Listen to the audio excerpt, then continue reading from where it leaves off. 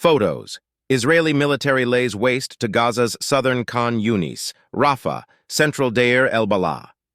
This picture taken from Rafah in the southern Gaza Strip shows smoke billowing during an Israeli bombardment of Khan Yunis on February 22, 2024, said Khatib AFP. A general view shows destroyed buildings and the rubble of the al-Farouq Mosque on February 22, 2024, following an overnight Israeli airstrike in the Rafah refugee camp in the southern Gaza Strip.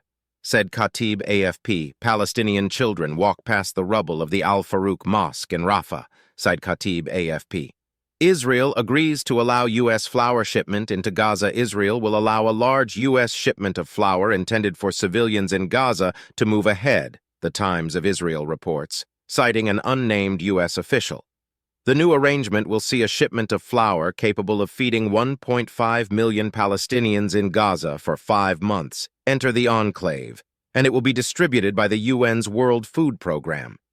Israel's far-right finance minister Bezalel Smotrich had blocked the transfer of the flour for more than a month.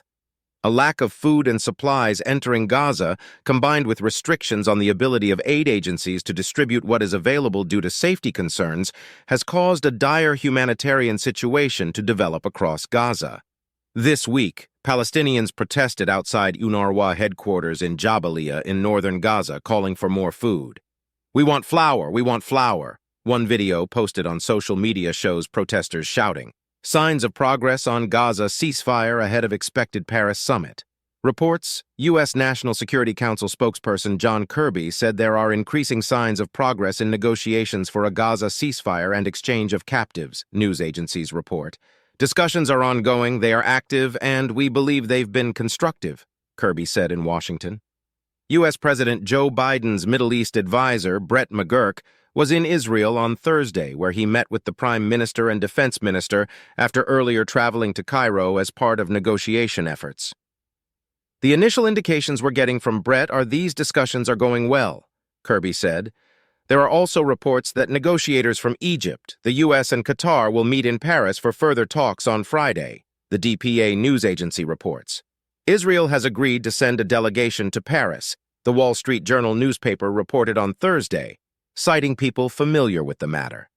The Associated Press, AP, cited an unnamed Western diplomat and an Egyptian official saying there have been encouraging signs from Israel and Hamas. The Egyptian official said Egypt, Qatar, and the U.S. would craft a renewed ceasefire proposal at the talks in Paris, which are expected on Friday or Saturday, AP reports. Watch. Jordan to ICJ. Israel's occupation of Palestine must end. Representatives from Jordan have told the International Court of Justice that Israel's occupation of Palestine is illegal and must end. More than 30 countries have now provided their arguments to the UN top court's week-long hearing into the legal consequences of Israel's illegal occupation of Palestinian territory. Today we'll see arguments presented from 12 more countries, including the UK.